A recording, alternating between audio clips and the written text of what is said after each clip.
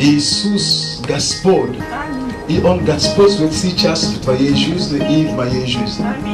Inaczej nie proszę, weźmij, wejdź beta, ishi to obszednie. Nieshi wieści, nieshi to, on da się eta, ishi obszednie z nim. Ja rad, nie wiesz, każdy z was. Na samym dzień Bóg, on jest i nas, i Bóg na tronie. I napisane, on wzrastał i ukrepliał się duchom. Halleluja.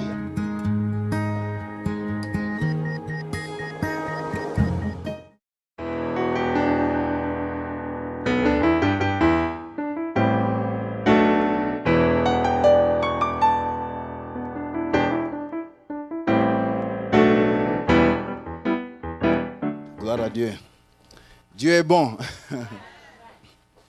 Je vais partager la parole avec vous. Donc, mon thème, il est intitulé Plat vide ou rempli. Plat vide ou rempli. Bon, on va dire plat ou bien, je ne sais pas c'est quel bon mot en français, plateau ou plat. Mais dans la Bible, c'est le mot plat qui est utilisé dans l'histoire. Donc, je vais prendre comme base.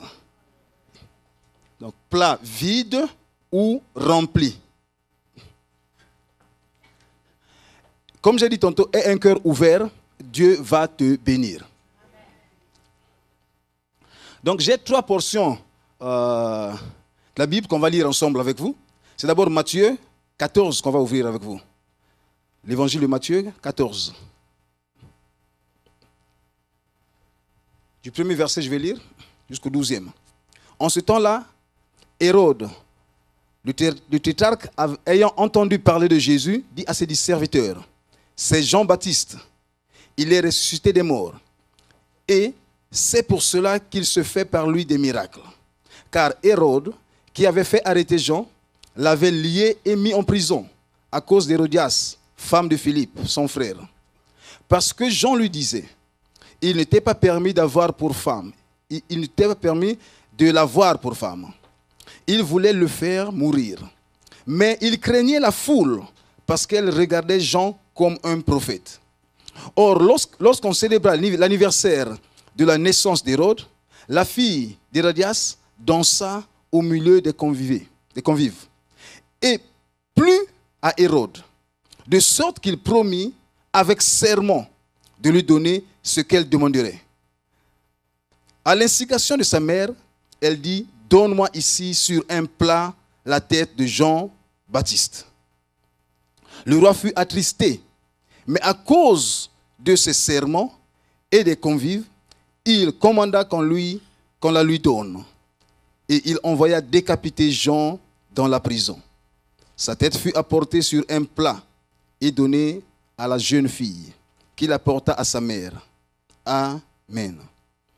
C'est la première portion. Donc, la deuxième portion qu'on va lire avec vous, c'est Marc 6.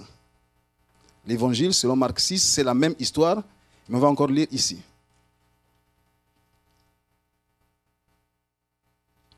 À partir du verset 14, c'est presque la même description de l'histoire, d'accord? Et on va lire à partir du verset 21.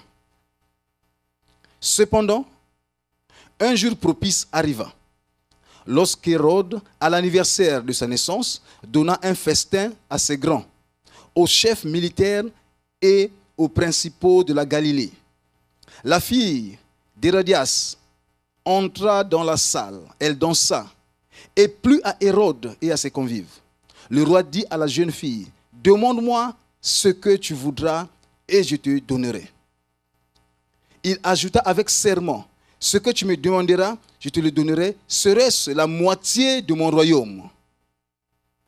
Étant sorti, elle dit à sa mère, que demanderai-je? Et sa mère répondit, la tête de Jean-Baptiste. Elle s'empressa de rentrer aussitôt vers le roi et lui fit cette demande. Je veux que tu me donnes à l'instant, sur un plat, la tête de Jean-Baptiste. Le roi fut attristé. Mais à cause de ses serments et de ses convives, il ne voulut pas refuser. Il envoya sur le champ un garde avec ordre d'apporter la tête de Jean le Baptiste. Et le garde alla décapiter Jean dans la prison et apporta la tête sur un plat. Il la donna à la jeune fille et la jeune fille la donna à sa mère. Amen. Amen. C'est une histoire tragique, une histoire horrible, c'est vraiment une tragédie qui s'est réalisée. Mais je crois que la parole de Dieu peut toujours nous enseigner beaucoup de choses très importantes pour notre vie chrétienne. Amen. Dans l'histoire, là, on a remarqué la mort de Jean-Baptiste. Mort, dirais-je. Non, ça, c'est tellement horrible. Je ne sais même pas comment appeler ça. Mais qui était Jean? La Bible nous le présente comme le précurseur de Jésus. La Bible nous le présente comme celui qui a été le messager. La Bible nous le présente comme celui qui a été l'envoyé. Celui qui était venu préparer la voie pour Jésus. Dans l'Antiquité, un envoyé, c'est comme ce qui se passe surtout chez nous en Afrique. Avant qu'un président n'arrive quelque part, vous voyez des cortèges, il y a la sécurité qui passe, il y a des gyrophares, tout. Ils annoncent que le chef d'État arrive et au même moment, il nettoie la voie. Amen. Au même moment, s'il y a des enfants qui sont sur la rue là, vous comprenez vous-même, on est même capable de vous ramasser, vous comprenez comment ça se passe habituellement. On fait écarter les gens, on peut me taper, tout juste pour qu'une voiture passe 2 secondes. Ça, c'était la mission de Jean. Il était venu pour préparer le terrain, pour annoncer que le Seigneur arrive. Que ce n'est pas moi le Seigneur, mais il y a quelqu'un qui vient. Et il a même dit lui-même, il y a quelqu'un qui vient. Il est plus fort que moi. Je ne suis même pas digne de toucher à ses lacets pour les défaire. Il est plus grand que moi. Il est plus puissant que moi. Et quand on est venu s'adresser à lui, quand on lui demandait, une fois on a demandé à Jésus, à Jean, mais qui es-tu? Dis-nous, afin qu'on puisse se rendre compte. Il a dit, écoutez, moi, qui suis-je? Je ne suis que la voix, la petite voix, qui crie dans le désert. Préparez le chemin. Donc on voit ici la mission qu'avait Jean. Et surtout même que sa naissance est surnaturelle. Quand son père, qui était le sacrificateur, se trouvant dans un lieu saint, a reçu une parole qui était très prophétique, qui parlait qui serait son fils. Qu'est-ce que son fils va faire? Il va retourner les cœurs des fils vers leur père et les cœurs des pères vers leurs fils. Jean était prophète et les gens le reconnaissaient parce que quand on peut revenir sur ce qu'on a lu ensemble ici, c'est bien marqué que les gens le considéraient comme un prophète. Et les gens le suivaient partout là où il allait. Mais regardez attentivement. Quand Jean était dans le ministère, lui qui baptisait même des gens, il baptisait d'autres personnes. Et Jésus s'approche pour prendre un baptême. Pour toute la foule, Jésus n'était rien. Parce que nous maintenant on connaît qui est Jésus, donc aussitôt quand on dit Jésus, on a une idée qu'il est. Mais comprenez qu'en ce temps-là, Jésus quand il a commencé, Jean l'a reconnu. Mais les autres, pour eux, c'était une personne qui est venue comme les autres. Et Jean dit, non. Je ne peux pas te baptiser. C'est moi qui dois me faire baptiser par toi. Quelle humilité au moment où il est tellement reconnu de tirer un peu le cordon vers son côté. Il dit non, tout ça je peux vous baptiser, mais celui-là, je ne touche pas.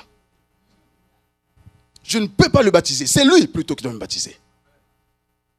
Et heureusement que Jésus l'a convaincu. Non, laissons les choses se passer comme il se doit. Parce qu'ainsi on accomplit la parole de Dieu. Et même Jésus lui-même, il a rendu témoignage à Jean. On peut voir ça dans Matthieu. On peut voir avec Matthieu 11. On va voir avec vous le témoignage de Jésus sur Jean.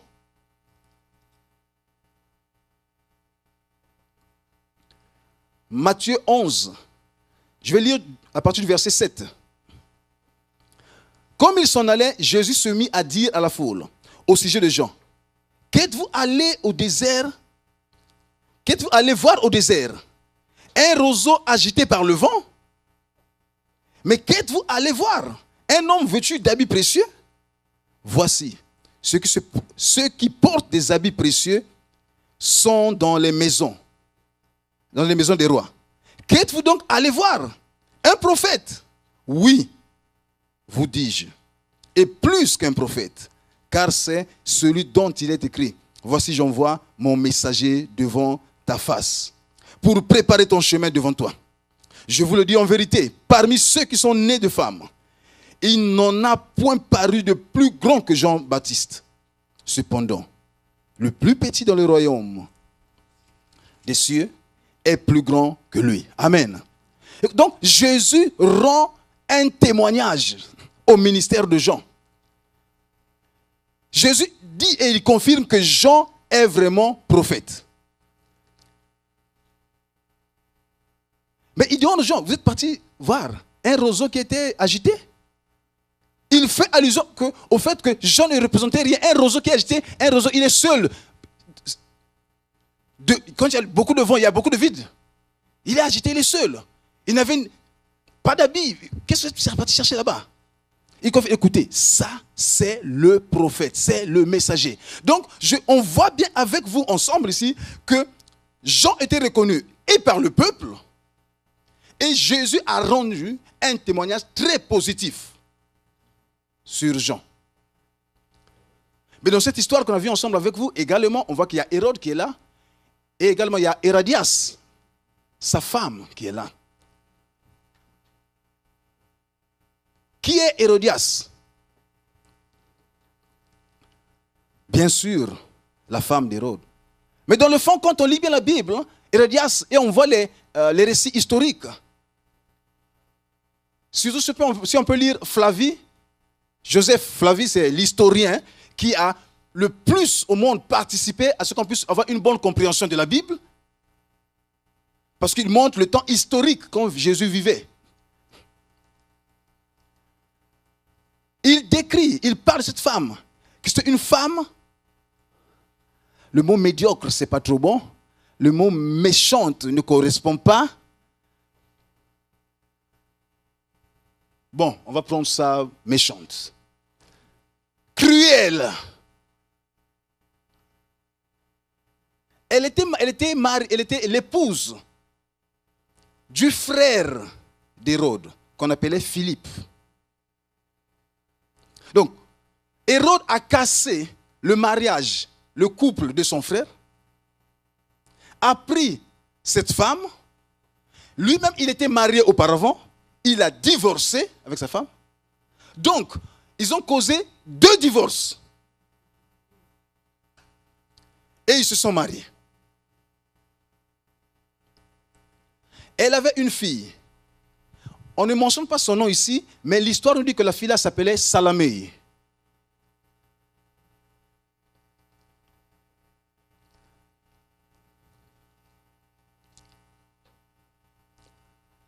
Quand on revient sur ce qu'on a lu avec vous, surtout sur Marc, on va voir que Hérode, il avait eu cette possibilité d'entendre Jean prêcher. Et quand Jean prêchait, la parole, c'était une parole de sanctification. C'est une parole qui disait la vérité. Parce que lui, en tant que prophète, il disait haut et fort dans la rue ce que les gens disaient très bas et en calomnie dans leur maison.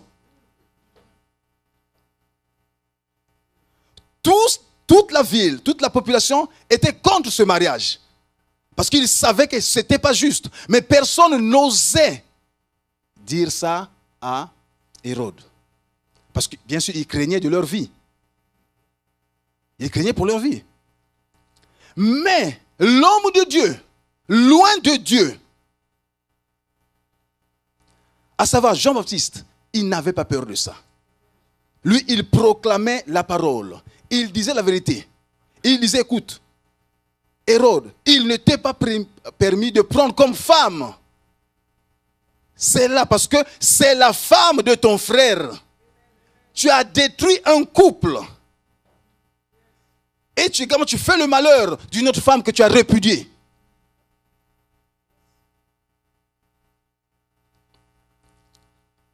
Mais il n'y avait pas que Jean qui écoutait ça. Il y avait également Hérodias, sa femme, qui écoutait ces paroles.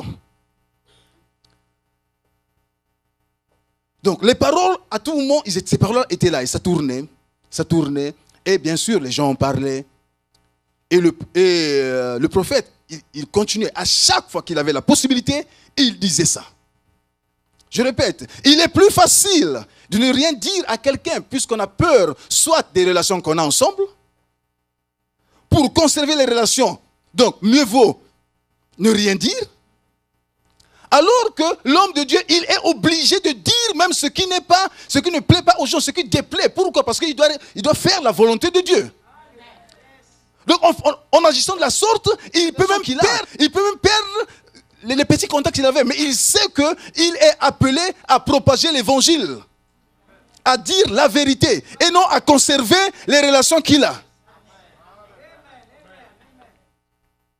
Amen. Et Jean, c'est ce qu'il faisait. Au détriment des autres qui préféraient se cacher. Dans leur maison, ils s'asseyaient. Ah, tu sais, le roi, c'est pas juste, le roi là, c'est pas juste. Mais quand tu vois le roi à la rue, oh, roi. Oh, roi. C'est ce que nous on fait parfois. On sait que le frère là, il n'est pas correct. On sait que la sœur n'est pas correcte. Mais avec elle, puisque c'est elle qui me fait les cheveux, comment je vais faire? C'est elle qui me tisse les cheveux. C'est lui mon coiffeur. Si je dis quelque chose là, la prochaine fois là, il va tout raser ici. Et on préfère aller autour en rond, vous comprenez? Qu'est-ce que tu penses? Non, je pense à la Bible, il y a une liberté dans la Bible, c'est pas toujours... Et les gens essaient un peu de tourner autour du pot. Mais l'homme de Dieu, quand il sort, quand il te parle, il te dit, écoute, merci que tu me fais des belles coiffes.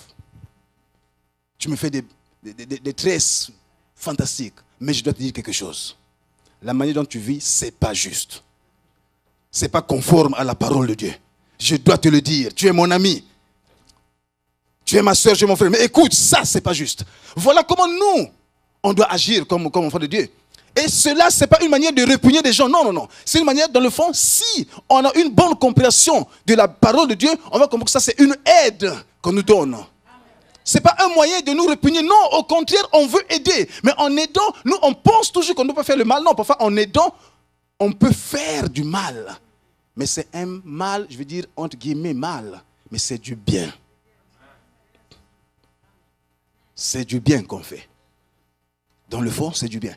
Et voilà donc le ministère de Jean. Il parlait. Et il y avait la femme qui était à côté. Cette femme, elle détestait Jean. Elle a commencé à détester Jean. C'est bien marqué, quand vous lisez attentivement, vous allez voir. Elle a commencé à détester Jean.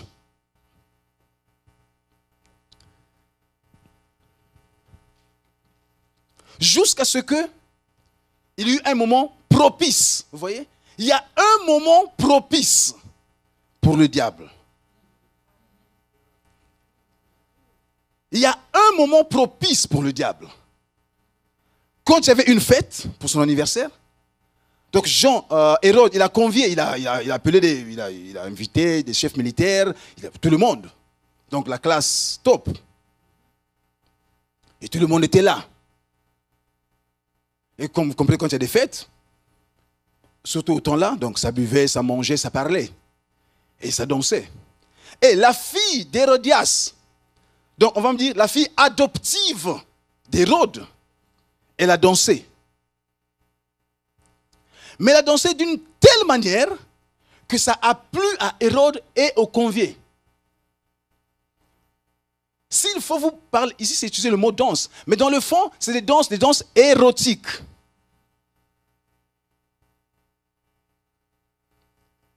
Donc le rôle est d'essayer d'attirer, qui soulève la convoitise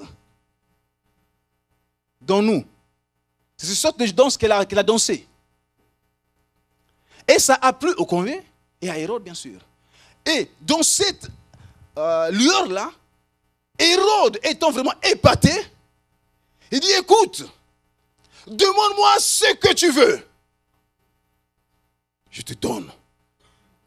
Demande-moi ce que tu veux, je te donne maintenant, là, maintenant, pas demain, là, maintenant, là, maintenant. Et il continue. Il dit, même jusqu'à la moitié de mon royaume, je suis prêt à te donner ça.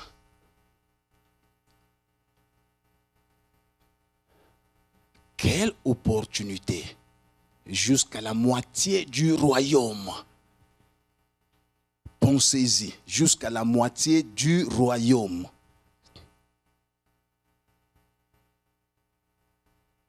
Et la fille, bien sûr, elle va voir sa mère. Écoute, mais maman, vraiment, on va s'enrichir. Maman, on va devenir vraiment riche là. Là, riche.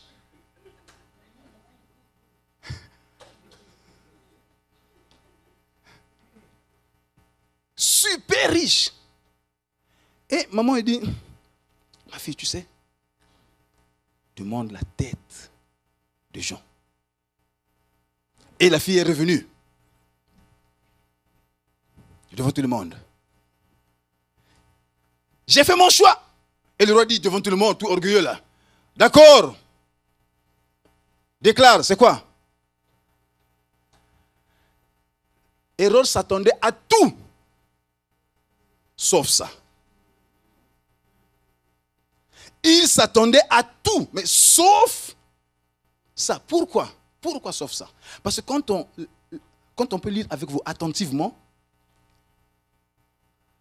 l'histoire nous montre que Jean était en captivité à peu près 1 année. Dans le fond, Hérode ne voulait pas tuer Jean. Suivez-moi attentivement, on va quelque part, on va arriver. Hérode ne voulait pas tuer Jean. Parce qu'il est marqué, on a lu avec vous, on peut voir ça sur l'évangile de Marc, s'il vous plaît. On revient dans Marc. Marc 6, verset 20. Je vais lire quelques traductions. Louis II nous dit, car Hérode craignait Jean. C'est la version Louis II. Le connaissant pour un homme juste et saint. Vous comprenez? Ça, c'est ce qu'avait Hérode. Ça, c'est la position d'Hérode. Hérode craignait Jean, le connaissant pour un homme juste et saint. Il faisait quoi? Le protégeait. Dites-moi contre qui? Sa femme. Parce qu'on n'a pas tout lu. Si vous voyez dans Marc, vous allez lire là-bas. C'est marqué que cette femme-là, elle voulait chercher la peau du prophète. Donc, l'ayant emprisonné, et on continue, c'est marqué, il le protégeait, et après l'avoir entendu, il était souvent perplexe, et l'écoutait avec plaisir. Vous comprenez? Hérode l'écoutait dans le fond avec plaisir. Donc, quand il était en prison là, de temps en temps, vous vous souvenez, une fois aussi, même l'apôtre Paul, le roi Agrippa, Hérode Agrippa, il faisait la même chose. Même si Paul était emprisonné, il y avait moyen de contacter, l'appeler ou aller le voir. C'est une pratique qui se faisait, qui se fait actuellement. Même quand il y a des détenus politiques parfois, on cherche on vient, on va voir. Écoute, on signe, on signe. Tu fais sortir, tu restes calme, ou bien tu continues, je reste ici encore.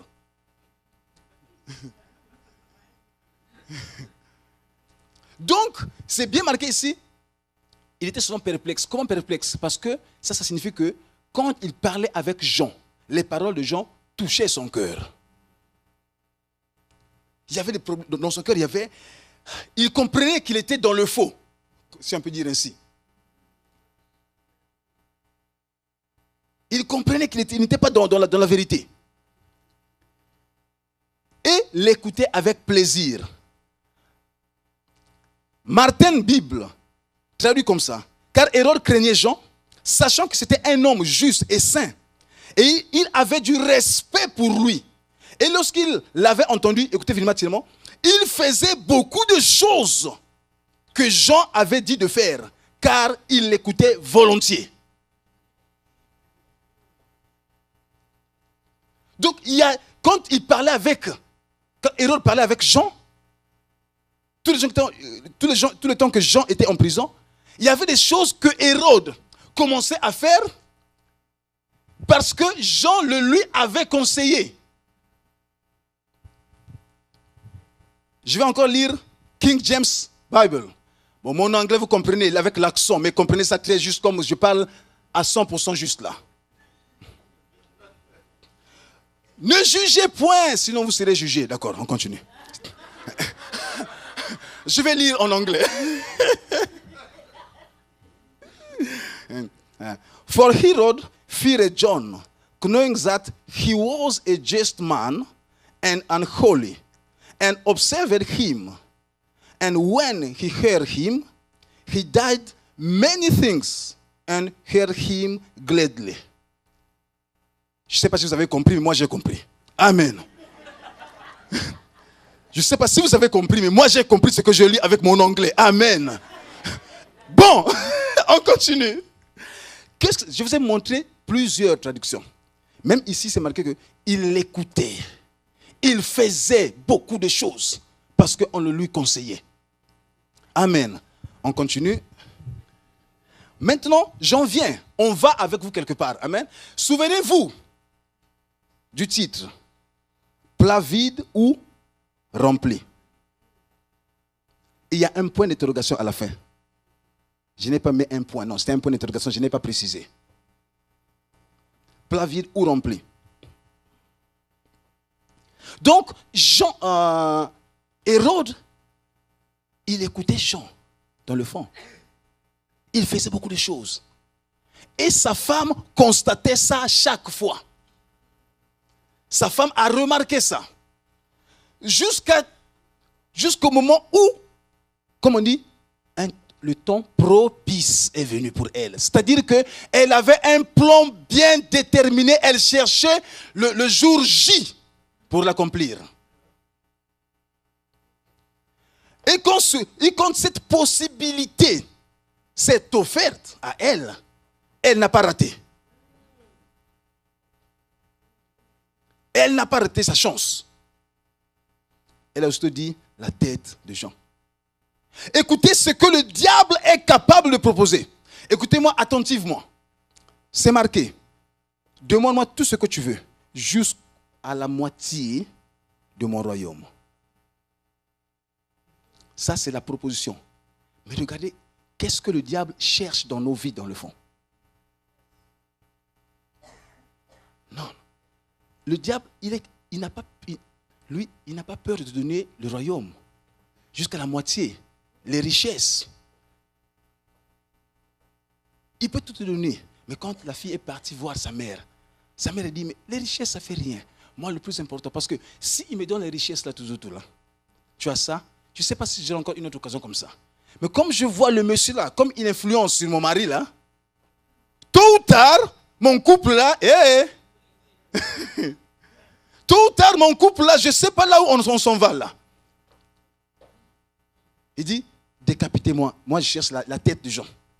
Qu'est-ce que le diable cherche dans ta vie? Écoute, mon frère, ma soeur. Que tu puisses faire taire la chair. Qu'est-ce que le diable, il te propose tout. Tu dis, là, écoute, il peut tout te donner. Mais ce que le diable veut de plus dans ta vie, dans ma vie à moi, qu'on puisse décapiter notre Jean, notre prophète. Amen.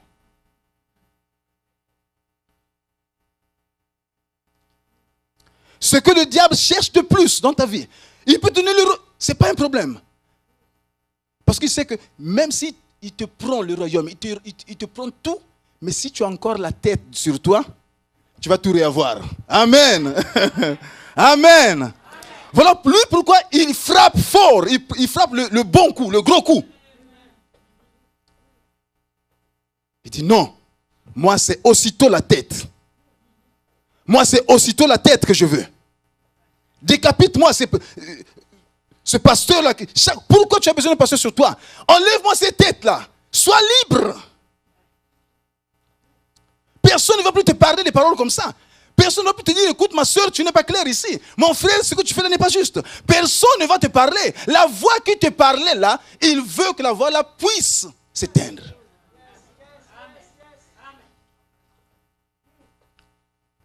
Voilà ce que le diable, il poursuit dans le fond. Que tu puisses décapiter. Que tu puisses enlever la tête de ton leader. Là où tu es. Que tu puisses dire, écoute, j'ai ma vie, mais je n'ai pas de tête sur moi. Écoute, c'est impossible d'être chrétien et de ne pas avoir de tête.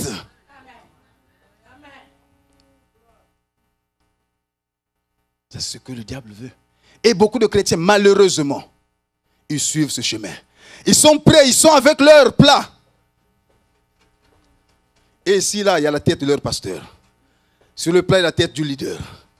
Sur le plat, il y a la tête du leader. La tête de maman pasteur. La tête du pasteur. Et ma question c'est toi. Toi, tu veux déposer la tête aussi? Qui veut déposer la tête ici?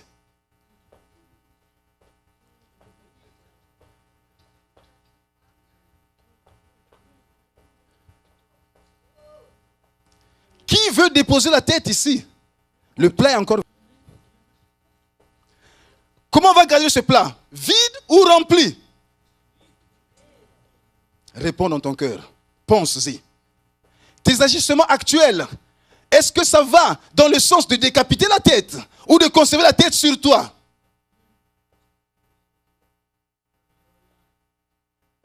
On va où? Où est-ce qu'on va? Où est-ce qu'on va? C'est très important, je pense. Et ce que je vous prêche là, ce n'est pas quelque chose que j'ai seulement lu. Ça, c'est ma vie. Comme j'ai parlé du pasteur Jean-Marie. J'ai été en Ukraine. J'ai étudié là-bas, je suis resté là-bas. J'ai été dans le ministère là-bas. J'ai été 18 années sous un seul pasteur. Je n'ai jamais changé d'église. Je connais ce que signifie avoir un couteau et avoir la possibilité de couper la tête. Si tu es dans la même position que moi dans le temps, je te comprends. Je te comprends. Mais je ne l'ai jamais fait. Parce que c'est loin de Dieu. Parce que cette tête-là, j'ai besoin de cette tête. Si je la décapite, je ne saurai plus rien dans la vie.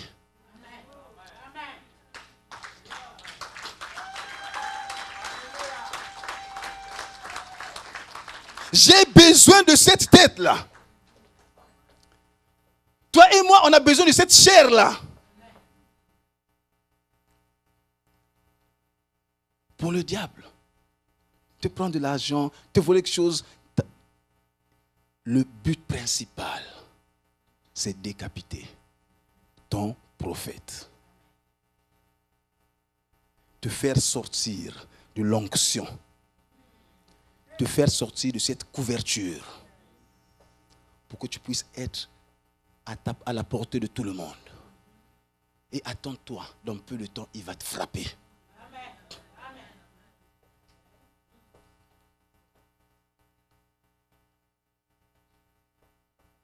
Le plat est là, il est vide. Comme j'ai dit, j'étais dans le ministère.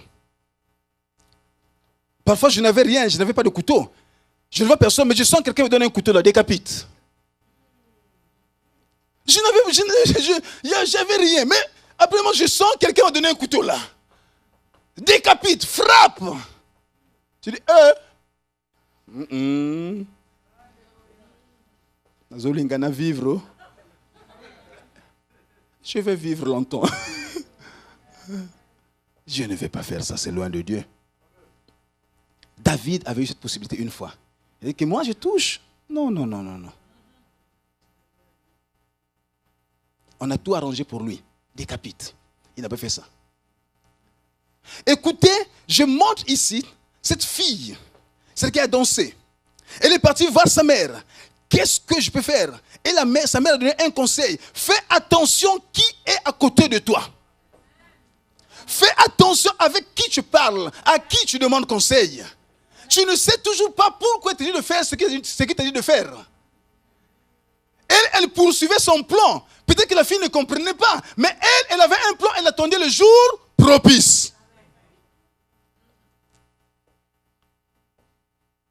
Elle attendait le jour propice. Elle attendait le jour propice. Et la fille a demandé, donne-moi la tête du prophète. Ça ne vous rappelle rien, cette histoire-là? Ça me rappelle quelque chose.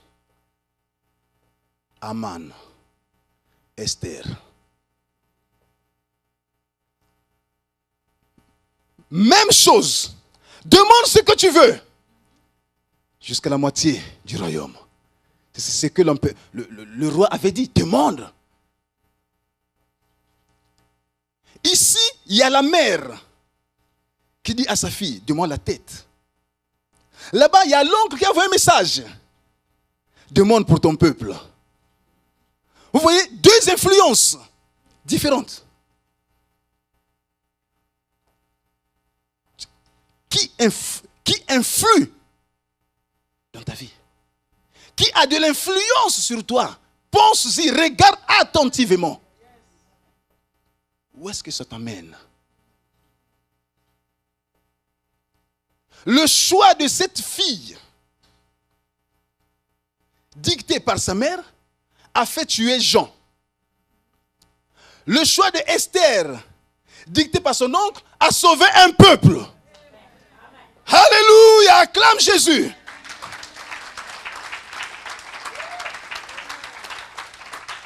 Regardez bien, une histoire semblable.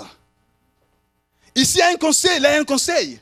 Mais le conseiller est venu, quel conseil? Pour tuer, pour enlever la vie. Là, il y a un conseil pour conserver la vie. Ce qui montre l'importance du milieu dans lequel on se trouve. Ce qui montre l'importance des gens avec lesquels on coopère, ou bien on parle, ou bien on socialise. Soyez attentifs. Je dirais plutôt, soyons attentifs. Amen. Soyons attentifs. Il y a aussi une histoire de la même sorte. Il s'agit d'un roi. Le roi Achab, qui avait vu la vigne d'un pauvre paysan. Il a convoitisé ça, il a voulu avoir ça. Même s'il dit non, je vais avoir cette vigne-là. Il s'est adressé au monsieur. Donc le monsieur, c'était Naboth. Il dit, écoute, je vais acheter. J'ai même un qui est meilleur que le tien. Je te donne le mien qui est meilleur que le tien. Mais le gars dit, l'héritage de mes pères? Jamais. Ce qu'on a mis dans moi là, le bagage spirituel que moi j'ai là, que je change avec, jamais. Il a refusé. Et le gars est parti, le roi est parti chez lui à la maison. Cette histoire est mentionnée, vous pouvez lire dans 2 Rois 21. On ne va pas lire, mais c'est 2 Rois 21 du premier verset vers la fin. Et qu'est-ce qui se fait? Le roi avait une femme qu'on appelait Jézabel. Le roi est venu à la maison, il commençait à pleurer, pleurnichant. Oh, pourquoi tu es comme ça? Il vient, je pleure quoi? Ma vie, il ne m'a pas donné sa vie. Quoi? Toi, tu es un roi, tu pleures pour une vie, qu'est-ce qui s'est passé? Dis-moi.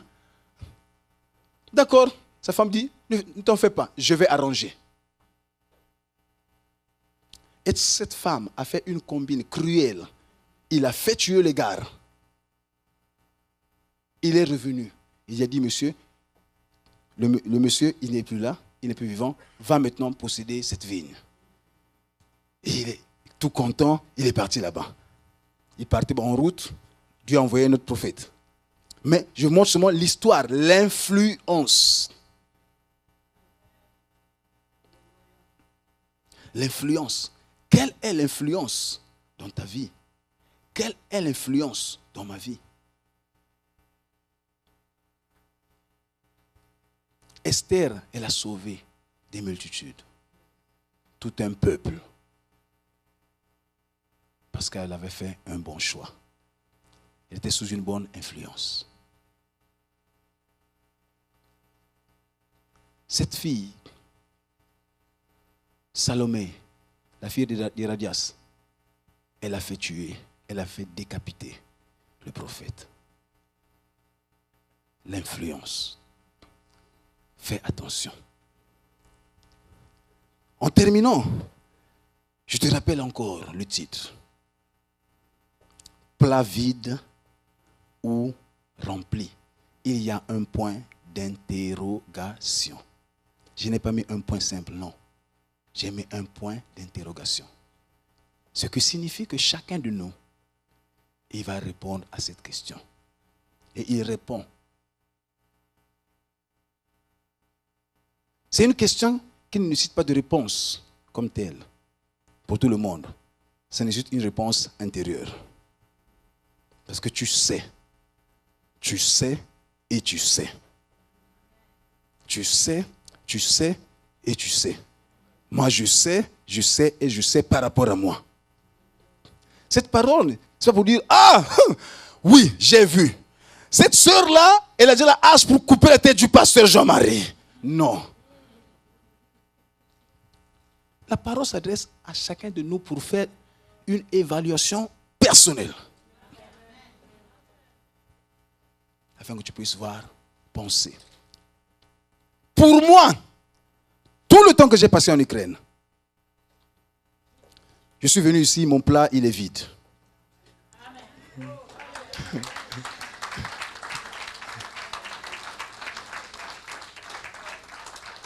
Je suis venu, mon plat, il est vide. Il est vide, mon plat. Et je n'ai pas de trouble dans ma conscience. Mon plat, il est vide. Levons-nous, s'il vous plaît. Mon plat à moi, il est vide. Écoute, le diable va te proposer beaucoup de choses. Un meilleur travail. Tout ce qui est de mieux. Simplement, décapite ton pasteur.